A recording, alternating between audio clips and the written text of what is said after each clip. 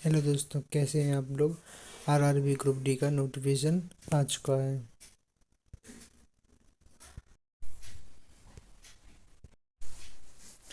इसके start form कब से होंगे? इसके होंगे 22 जनवरी से, ठीक है। और रजिस्ट्रेशन होंगे 23 जनवरी से। और लास्ट डेट रजिस्ट्रेशन की कब है? 22 फरवरी, ठीक है। पेमेंट की डेट कब है लास्ट? वो है 24 फरवरी तक। करेक्शन आप कर सकते हैं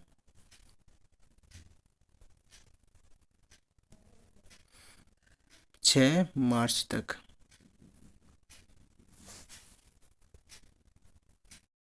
आरआरबी जो वैकेंसी है वो कौन से लेवल की होती है? लेवल फर्स्ट की होती है। लेवल फर्स्ट की आर ग्रुप डी की लेवल फर्स्ट की से सैलरी होती है 18,000 प्लस।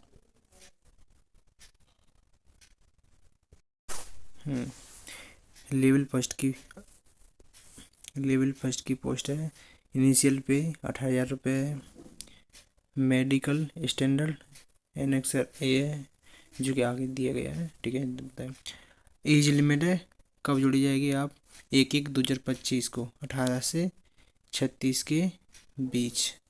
तो मिनिमम एज आपकी होनी चाहिए, मिनिमम 1/7/2007 मिनिमम एज, ठीक है। टोटल वैकेंसी कितनी? 32,400 वैकेंसी है। फॉर्म कैसे भरे जाएंगे इसके? फॉर्म होंगे जॉइन वाइज फॉर्म भरे जाएंगे, ठीक है। और जॉइन वाइज वैकेंसी दी गई है। और एज रिलैक्सेशन भी आपको मिला है, कितना? 3 साल का।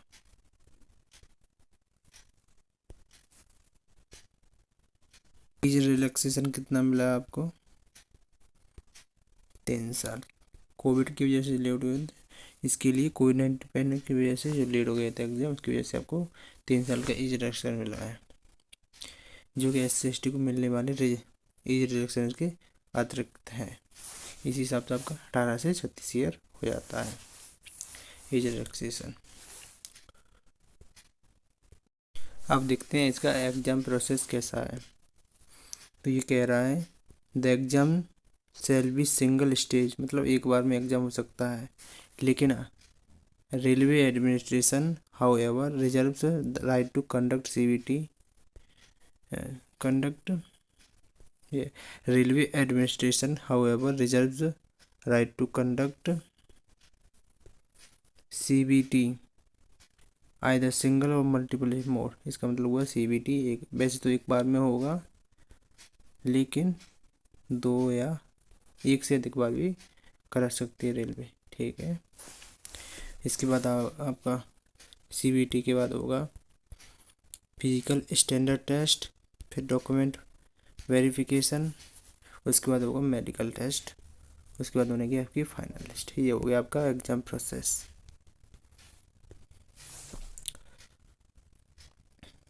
DB नेगेटिव मार्किंग भी है इसके बाद। नेगेटिव मार्किंग है 1/3 नेगेटिव मार्किंग। अब देखेंगे एजुकेशन क्वालिफिकेशन होनी चाहिए 10th पास होनी चाहिए। जो अपीयरिंग है, तो अपीयरिंग वाले अलाउ नहीं होंगे, ठीक है। आरआरबी में साफ तौर पे कहा है अपीयरिंग वाले अलाउ नहीं होंगे।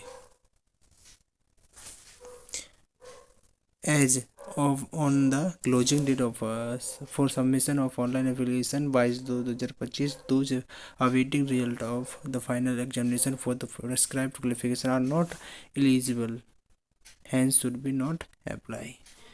मतलब 10th पास वाले ही केवल एग्जाम फॉर्म भरना है। तो आरआरबी में स्पष्ट तौर पे कहा है कि अपना नाम, फादर का नाम, date of birth, high school की मार्कशीट के आधार पे आपको भरना है। candidate with ITI, any issue qualification alone can enter these details as per the ITI certificate के द्वारा पे लिख सकते हैं।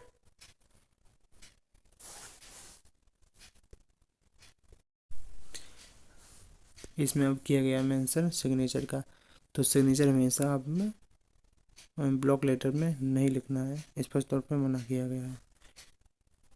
या कैपिटल में नहीं होनी चाहिए सिग्नेचर, स्मॉल अक्षर में होनी चाहिए सिग्नेचर, तो ही मान्य होंगे।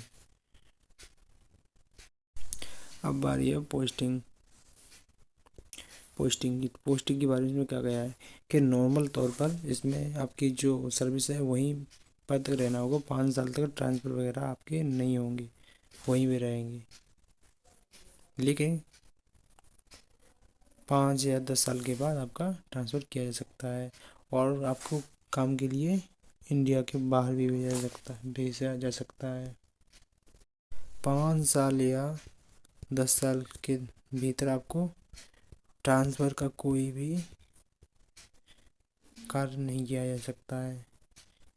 जहाँ भी आपकी पोस्ट होगी वहीं आपको ड्यूटी करनी होगी, ट्रांसफ़र नहीं हो सकेगा। इसीलिए सोच समझ के अपना जोन भरें। आरआरबी पहले से ही कह रहा था, आपको सोच के भरना है जोन।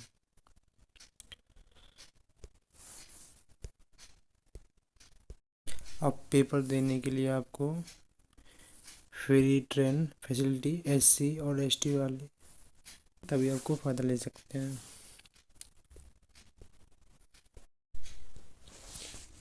एज लिमिट क्या है आपकी? 18 से 33 ज़्यादा है प्रिस्क्राइब फॉर्मेट में, लेकिन 3 साल आपका छूट है सभी के लिए, तो 18 से 36 हो जाती है। ये 3 साल छूट सभी को है। इसके अतिरिक्त OBC को 3 साल की और छूट है, SC ST को 5 साल की इसके अतिरिक्त है छूट है। अब एज लिमिट की कट ऑफ डेट क्या है देखो। UR और EWS के लिए 1989, 2/1/1989।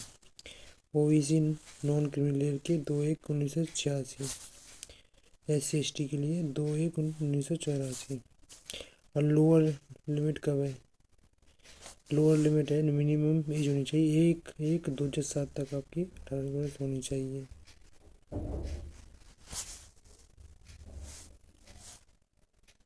मतलब 1/1/2007 के हिसाब से लास्ट अंतिम मिनट होनी चाहिए, तो आप योग्य। इम्पोर्टेंट दे रहा है देखो, ये इसमें क्या है, जो डेट ऑफ बर्थ है, डेट ऑफ बर्थ जो भरनी है आपको मैट्रिकुलेशन किस तरह भरनी है, मतलब 10th लेवल तक की जो सर्टिफिकेट है वो भरना है। और any difference in the date of birth will lead to disqualification of the candidate.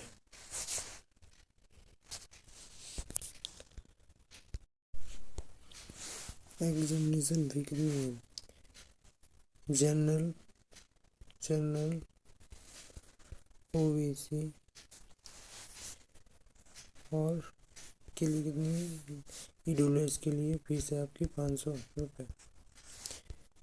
SC ST और ऑल कैटेगरी फीमेल फीस है 250 रुपये।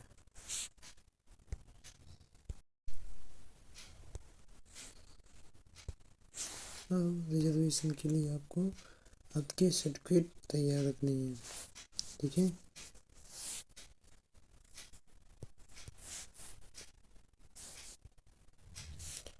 अब देखते हैं EWS के लिए। EWS के लिए वित्तीय वर्ष 2023-24 वाला होना चाहिए। 8 लाख से कम इनकम है तो ही मान्य है। तो EWS आपको बनवाना है 23-24 के फाइनेंशियल ईयर के हिसाब से आपको बनवाना है। रिक्वायरमेंट प्रोसेस क्या है इसकी वो देखते हैं। प्रोसेस क्या है? पहले नंबर पे CBT होगा, computer based test, physical efficiency test, document verification, medical examination. तो आपका 4 स्टेज में ये प्रोसेस पूरी होने वाली है एग्जाम की। अब देखेंगे एग्जाम पैटर्न क्या है, पेपर क्या है। जैसा कि आपने अभी देखा था, सीबीटी सामान्य तौर पे तो एक ही होगा, अरर भी अन्य भी करा सकती है। सामान्य तौर पे एक होता है। इसमें आपके टोटल 100 क्वेश्चन होंगे, प्रत्येक 1 मार्क्स का 1 क्वेश्चन होगा। General science 25 number, mathematics 25 number, general intelligence and reasoning 30 number, general awareness and current affairs 20 number का। टाइम 90 मिनट और 100 क्वेश्चन है। टाइम आपको मिल रहा है 90 मिनट। 100 क्वेश्चन 90 मिनट, यानी 1 मिनट से कम टाइम हुआ। एक क्वेश्चन भी 1 मिनट से कम टाइम होगा।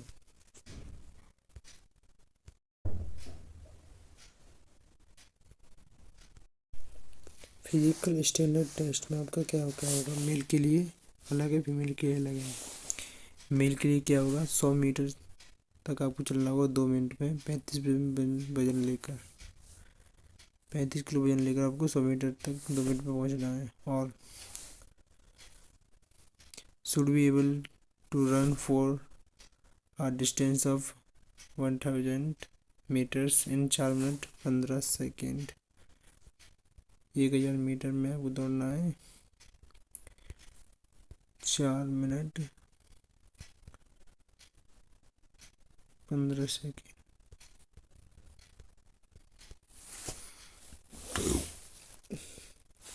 फीमेल के लिए आपका हो गया 20 किलो वजन के साथ 100 मीटर आपको निकालना है 2 मिनट में, 1 चांस मिलेगा केवल। और 5 मिनट 40 सेकेंड में आपको 1000 मीटर दौड़ना है।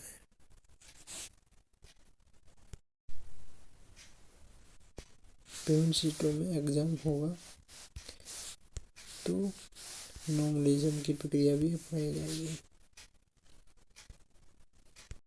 आप अप्लाई कैसे करना है वो देखते हैं। अप्लाई करने के लिए आपको एक मोबाइल नंबर लेना है प्लस ईमेल आईडी लेना है, उसी से आपको एक अकाउंट बनाना है तो उसी से ऑनलाइन कर लेना है, नहीं है तो नया अकाउंट बनाना है।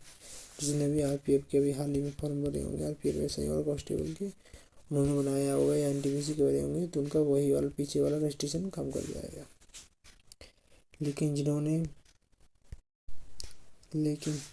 नहीं भरा है उन्हें नया बनाना पड़ेगा। जिन्होंने पुराना रजिस्ट्रेशन कर दिया उन्हें उसी से लॉगिन करके आवेदन भरना है। अब फोटोग्राफ होने के लिए आपको प्लेन वाइट बैकग्राउंड होना चाहिए फोटोग्राफ का। और कितना केबी में चाहिए, 50 से 100 केबी के बीच में होना चाहिए।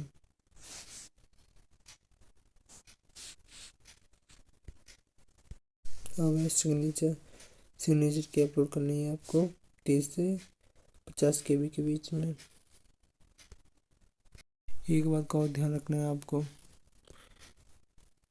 जो आप फोटो लगा रहे हैं उसकी 12 कॉपी रखनी है, डॉक्यूमेंट वेरिफिकेशन के दौरान यूज होंगी। ठीक है, आपको क्या क्या स्कैन करना है, इसमें सिग्नेचर लगाना है, फोटोग्राफ लगाना है, साइन वाइट पेपर होना चाहिए, सिग्नेचर रनिंग लेटर में होनी चाहिए, note block and capital letter note. This image should be JPEG format में होनी चाहिए। Size of file should be between 30 से 50 केबी सिग्नेचर वाली की है। और SC ST आरक्षण के लिए सर्टिफिकेट अपलोड करना होगा जो PDF फॉर्मेट में होना चाहिए। कौन सा PDF, अन्य इमेज वाले थे, ये PDF में करना 500 केबी तक में।